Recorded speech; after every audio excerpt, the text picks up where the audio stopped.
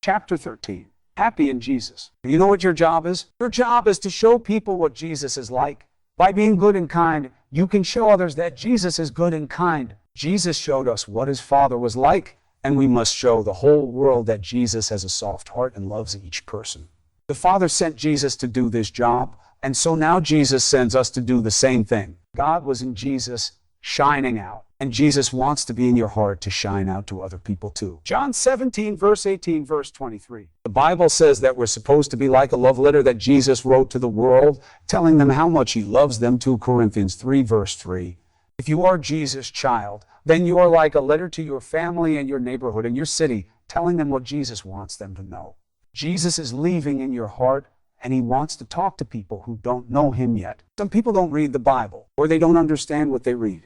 Maybe they don't understand that all the beautiful things in the world are God's presents to them.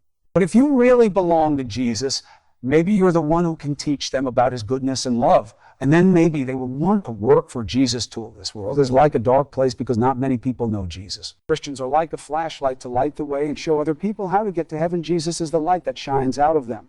When other people see what a Christian does and how a Christian acts, they should learn about Jesus. Now, if you show other people what Jesus is like, they will see that it is fun to work for him because it is Christians who complain and act gloomy and sad or lying about God. That is not what it means to be a Christian. They act as if God doesn't want his children to be happy, and so they are really telling lies about God. Satan loves it when he can make God's children sad and doubt he is pleased when we don't trust God or don't think he's strong enough to take care of us. Satan wants us to think that God's way will make us miserable and unhappy. Satan teaches people that God doesn't feel sorry when we're sad and that he doesn't really love us. Satan lies about God whenever he can, and he fills people's heads with false ideas about God. Sometimes we think about the lies that Satan tells and wonder whether God really doesn't love us very much. Then we start complaining and grumbling about God. Satan wants to make Christians sad. He wants us to think that being a Christian is hard and too much work. If a Christian acts as if that is true, he's helping Satan tell his lies. Many people spend a lot of time thinking about all the bad things they've done and the mistakes they've made. They think about the sad things in their lives, and all this fills them with sadness. Some people are like two ladies in a dream. In the dream, the ladies were walking through a garden, being showed around by the gardener. One lady was picking flowers and smelling their lovely perfume. But the other lady, who was beside her, said, "Look at those ugly thorns. They are in my way." She started crying because she couldn't get through them. But the whole time, she wasn't walking on the path. She was walking where all the thorns and prickles were. She sadly said, "Isn't it awful that this beautiful garden is all filled with thorns?" But the gardener said, "Leave the thorns alone, because they'll just hurt you. Instead, pick the roses and lilies and other flowers." Have you had good, happy times in your life? Have you had times when you were so happy with God that you thought your heart was full? Have good things happened to you? God's promises are all around you, kind of like the flowers in the garden in the dream.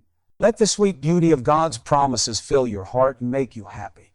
The thorns and prickles will just hurt you. If you collect all the bad things and share them with others, you are ignoring God's goodness, and you are also making life harder for other people. It's not very smart to keep thinking about the bad things in your life. Don't sit around remembering your sad times and your sins. Stop talking about them and fussing about them until your heart breaks. When you are sad, your heart is filled with darkness. He makes it harder to see God's light, and you make others around you sad. Thank God for the good times he's given you. Think about all the things that make you happy, your blessings. Maybe even make a list of all your blessings so you can think about them all the time. Here are some of the good things in your life. Jesus came from heaven to be a human and save us from Satan. Jesus won the war over Satan, so now we can go to heaven. We don't have to be stuck sinning anymore because we are friends with God again. Now we can believe in Jesus and be holy and good, and we can go to be with him at his throne. All these are things that God likes you to think about. If we doubt God's love and don't believe his promises, we dishonor God, and we make him sad. How would your mom feel if you always complained about her? She was mean. How would she feel if you told her, "You always try to make my whole life miserable and sad. You don't really love me"? It would break her heart and make her so sad, wouldn't it? God doesn't like you to act that way about him either. He gave his only son to die for you just so that you could live. And you can be sure that he will give you everything that is best for you to have. Romans 8:32. But sometimes people act as if God doesn't really love them at all. They think, well, maybe God loves other people, but he doesn't love me. This just hurts your own heart. Every time you say something about not believing God, you're letting Satan tempt you more. It makes you think about doubt more.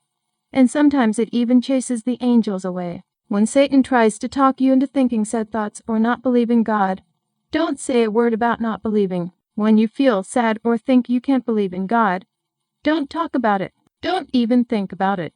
Because if you let Satan trick you into thinking that way, it will make you doubt even more. It can also make other people sad and discouraged, and you might not ever be able to help them be happy and strong again. Maybe you can get over your sad feelings, but you don't know if these other people will be able to. So don't talk about your doubts or fears.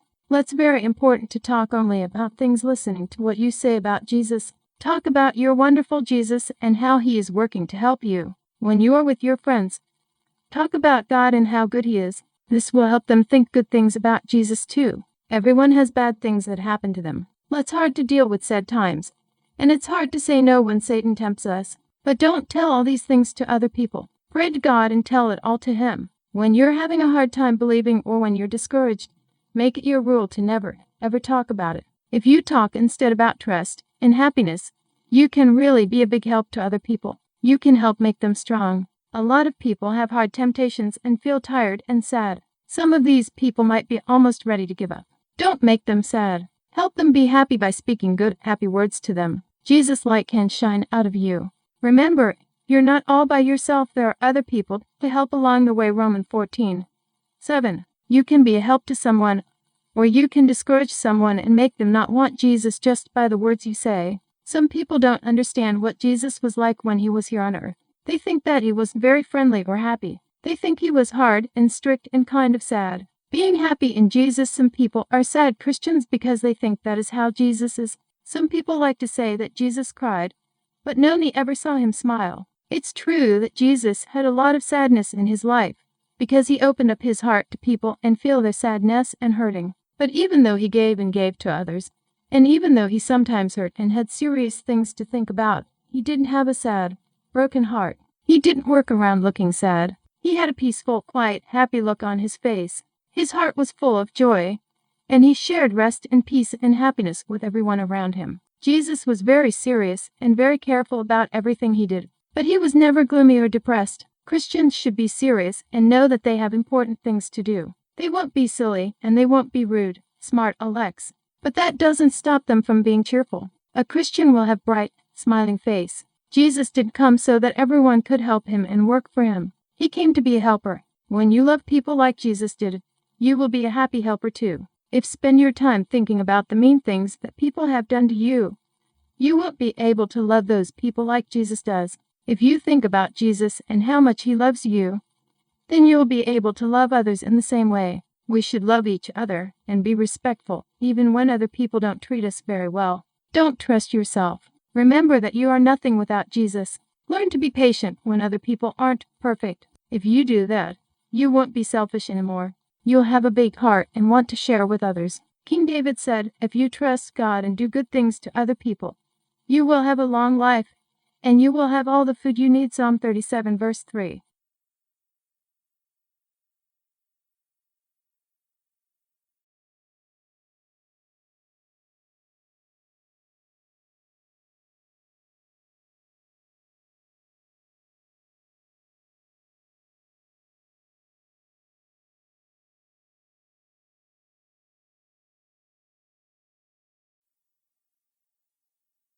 Bad things will happen to you every day, and it's easy to talk to other people about the bad things that have happened to you. Sometimes we talk about bad things that haven't even happened yet, but that we are afraid might happen. We talk about how worried we are. People listening to us might think we did have Jesus to take care of us. He is waiting to hear what we have to say, and he is ready to help us. Some people are always afraid, always worrying about things. Every day they can see God's many presents all around them, and they use the many things that he has given them. But they don't even notice all the good things that God has given them right now. They just keep thinking about some bad thing, either something that has actually happened to them or something that might happen. We can make little, tiny problems look so big that we can see all the good things or remember to say thank you for God's blessings. Hard times should make us go to God for help, but instead, We let them pull us away from God because we like to complain. Is it good for us to doubt like this? Shouldn't we trust God? Yes, we should be thankful. Jesus is our friend, and all the angels want to make us happy. Don't let the problems and troubles in life make you upset. If you do, you will always have something to worry about. Don't have a bad attitude that just upsets you and makes you tired, because it doesn't help you at all. You may be confused about something you need to figure out. It may look like you have no hope and that you're going to lose everything. Don't be discouraged and sad. Give your sadness to Jesus and stay calm and happy. Pray that God will help you do the best you can. Then do the very best job you know how. Jesus has promised to help us, but only if we're trying to. When you trust in Jesus and do all you can, then just take whatever happens and keep a happy heart. God doesn't want you to be sad and burdened with worries, but He's honest too. He doesn't try to tell us that nothing bad will ever happen to us. He knows that bad things will come. He doesn't promise to keep every bad thing away from us, but He does promise to help us meet them and get through them. Jesus tells us that we will have problems, but not to worry, because He is in charge of everything. John 11 verse 15 and 16 verse 33. One day, Jesus preached a very famous sermon up on a mountainside.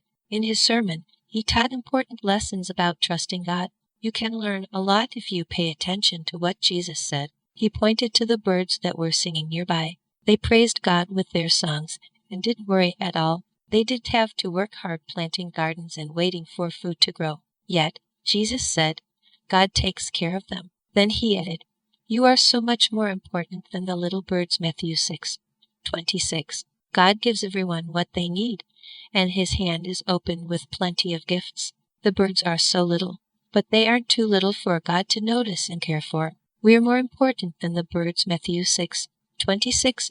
Of course, God doesn't drop food right into the birds' mouths, but He does make food grow for them to eat. They have to collect the little seeds that God gives them, and they have to build nests for their babies. The whole time they are working, they are singing because God has given them what they need. You are smart, and you can know and love God. You're worth a lot more than the birds. Don't you think God will give you what you need if you just trust Him? Jesus pointed to the flowers growing all around Him. They were bright and beautiful because God made them that way. Jesus said, think about the lilies and how they grow. These little flowers are more beautiful than the richest king in his fanciest clothes. Then Jesus said, God dresses the grass so nicely with all the flowers.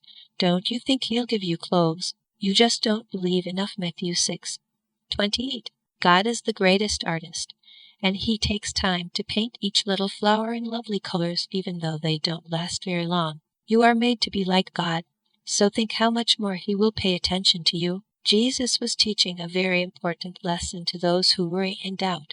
Jesus wants all His children to be happy and restful and obedient. He promises that He will give us a special, easy, restful heart like He has. Nothing in the world can give you that kind of peaceful heart, but Jesus can. Don't let your heart be upset. You don't have to be afraid. John 14:27. Jesus tells us all this so that we can be full of His happiness and so that we can be glad. John 15:11. You are selfishly looking to be happy and you don't want to obey God. You won't have a good time. When you think you're happy, you will lose that happiness and be sad and lonely again, back and forth. But if you work for God, then you will be happy. You won't have to be scared. You can know what to do and where to go. And even if you don't have a whole lot of happy times now, just remember that you will be happier than you can imagine once you get to heaven.